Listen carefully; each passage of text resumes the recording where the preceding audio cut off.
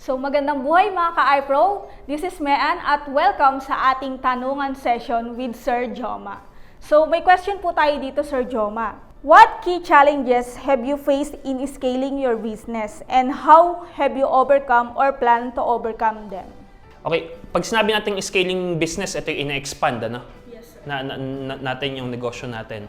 So kumbaga, the key in scaling a business is leverage, tama? Ito yung paghahanap ng mga tao or ng mga sistema na kung saan po pwedeng mapalaki nyo yung negosyo nang sa ganon yung effort mo ay hindi puro sa'yo nang gagaling lahat. Tama? Yung ba yung scaling na meron tayo? When it comes to scaling, isa sa mga well, of course, in scaling a business, una na kailangan mong gawin is kailangan mo aralin kung paano mo siyang may scale. Ano? Kasi maraming mga challenges na meron dyan. Unang challenge dyan is, syempre yung pera, yung budget nung negosyo mo. Kaya ba ng budget ng negosyo mo na mag-scale? Kasi scaling a business, that means either kumuha ka ng employee mo or kumuha ka ng mga collaborations or partnerships with other people or other companies, kailangan nun ng pera when it comes to collaboration, di ba?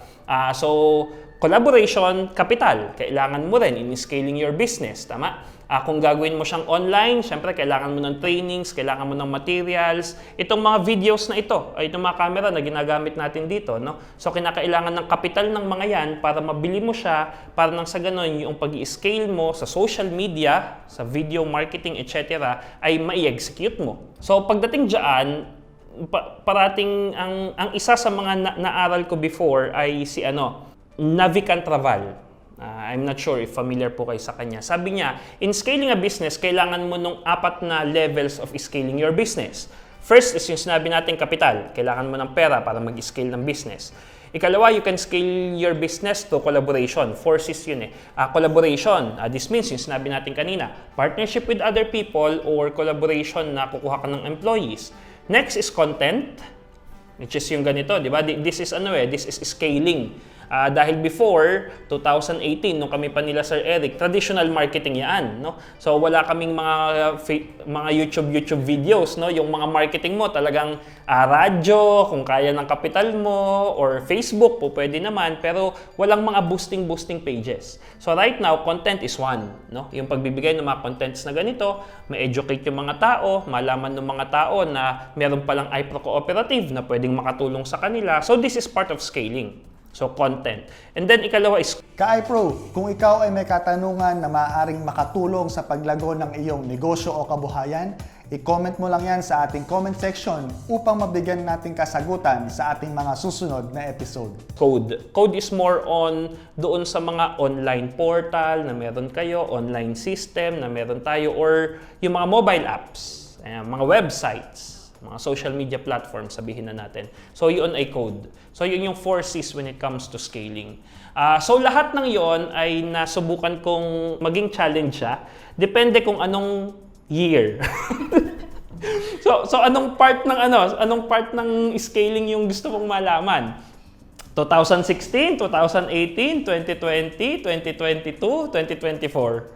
Siguro, sir, nung nagsisimula. Okay. Kapag nagsisimula, ang pinaka-challenge talaga pagdating sa scaling is yung partnerships. Yan yung isa, no?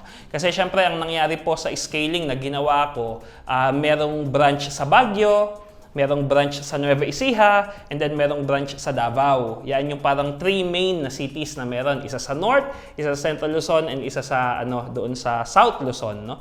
Ang isang challenge diyan ay yung main na partners mo dyan sa mga yan. Kasi syempre, if you have a vision and gusto mong i-scale siya through collaboration, kailangan yung communication mo with them ay parang on point.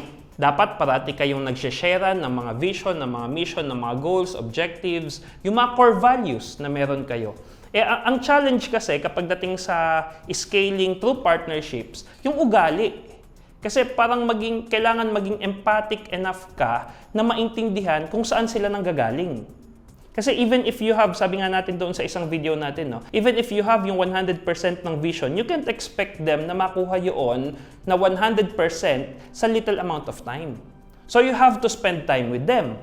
So, kinakailangan kong pumunta ng Baguio, 3 days. Bigla akong bababa ng Nueva Ecija, 3 days, 4 days, parang ganun. May mga buwan na pupunta ka pa ng Davao, lilipad ka 3 days, or 1 week, 2 weeks, parang ganun. So parang challenge doon is nakakapagod siya. Diba? Pak, punta-punta ka. And meron din kasi ko nun mga partnership sa ibang sa ibang bansa na.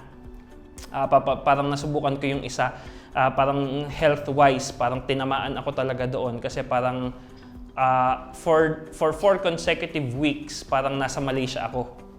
Parang punta ako ng Malaysia ng Friday, uwi ako ng Pilipinas ng Monday, punta uli ako doon ng Friday, uwi ako ng Pilipinas ng Monday. Nung nagtuturo ako sa inyo, di ba? May mga times noon na pumapasok ako, naka-shorts. Kayo ba yun? Oh, ba't ako naka-shorts noon? Kasi kauuwi ko lang nung madaling araw, naubusan ako ng pantalon, naka-shorts na lang ako nagturo. So yun yung mga challenges na naano ko. So ang pinakamahirap na challenge when it comes to collaboration is the communication side. Kasi syempre dapat pantay or dapat yung core values na meron kayo as a person, no? Dapat match yung core values kasi may ugali ang isang tao na hindi mo ugali. Pero at least may core values kayo na alam mo yon na parang yun yung nagko-combine sa inyong dalawa to push yung vision mission na sinet ninyo para sa business. So yun yung hirap doon, yung communication side. So, syempre, kapag hindi mo nabibigyan ng masyadong oras doon sa iba, so parang you're growing apart. Parang relationship, di ba? Parang relationship, kailangan bigyan mo ng oras, kailangan usap-usap, and then hindi lang yun. Misconception kasi minsan sa negosyo na akala natin, building a relationship sa business ay yung parati kayo nasa board meeting, etc., etc. Hindi Yung simple na kumustahin mo yung kasama mo sa trabaho, that's building relationship Parang sa mga simple na bagay na ginagawa natin na pinag-uusapan pa rin ay negosyo, so doon nabibuild yung relationship. So minsan kahit na halimbawa kami nila Sir Eric before, kahit na mga nasa picnic, nasa labas, parang business yung dinidiscuss nyo pa rin. So that is part of scaling your business. So yun yung isang challenge ko noong scaling through collaboration. Through capital, kailangan mo talaga matindi kang Sa simula, kailangan napakahigpit mo sa pera. Dapat lahat ng pera na kinikita mo sa negosyo ay nakatabi ka agad talaga siya. Hindi po pwedeng hindi.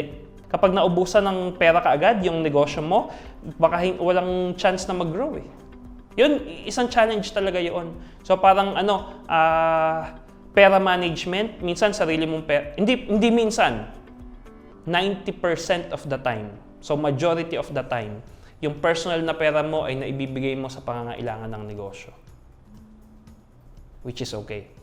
Ayun, yun yung mga scaling na mga problems. When it comes to scaling naman sa mga content na katulad nito, yung mga ginagawa natin, actually mas simple na ito na scaling. So it's more on system na. Pag pumunta ka na sa content and code, it's more on yung system na ng pagle-leverage. Kasi iba ang pagle-leverage ng negosyo kapag empleyado at iba ang pagle-leverage ng negosyo kapag partner sa negosyo. Ibang dynamic siya. Kung gusto nyo po mag-join sa ating mga savings and deposit program or gusto nyo po mag-loan upang magkaroon ng additional funds sa inyong small na business, mayroon po tayong pre-membership orientation sa ating cooperative. Mag-register lang po tayo sa link na nasa description ng ating video. So ayun, maraming salamat po Sir Joma. At kung may katanungan pa kayo mga ka-iPro, i-comment nyo lang po sa ating comment section. Magandang buhay po at maraming salamat!